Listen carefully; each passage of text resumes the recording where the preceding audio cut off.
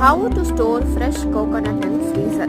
ஃப்ரீசரில் எப்படி fresh கோகோனட்டை store பண்ணலான்னு பார்க்கலாம். நான் இங்கே வந்து 2 தேங்காய் எடுத்திருக்கேன். 2 தேங்காவை இந்த மாதிரி கீனி அதோட பத்தையை வந்து எடுத்துக்கலாம். எடுத்துக்கிட்டு இப்போ பார்த்தீங்கன்னா ரொம்ப நாள் எனக்கு கேட்டால் ஸ்டோர் பண்ணாதீங்க ஃப்ரீசரில்.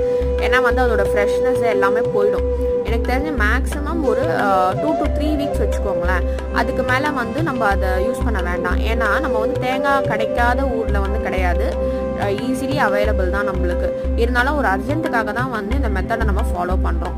ஒரு 1 வீக் வரும் எனக்கு இந்த 2 தேங்காய். நல்லா வாஷ் பண்ணிவிட்டு மேலே ஓடெல்லாம் இல்லாமல் பார்த்து அழகாக வாஷ் பண்ணி எடுத்து வச்சுக்கோங்க. ஸோ அர்ஜென்ட்டுக்கு இப்போ நம்மளுக்கு வந்து ஒரு 1 வீக்குக்கு தேவையான மட்டும் நம்ம வந்து ஸ்டோர் பண்ணிக்கலாம், அது போதுமானது. ஸோ டக்குன்னு ஒரு சட்னி செய்யணும், ஒரு பொரியலில் போடணும், ஒரு குருமாக்கு யூஸ் பண்ணணும்னா இருக்கிற மாதிரி நம்ம சேவ் பண்ணிக்கிட்டால் போதும். ஸோ 2 தேங்காய் ஒரு 1 வீக்குக்கு போதுமானது என்ன கேட்டால். சிலருக்கு கம்மியாக இருக்கலாம், பட்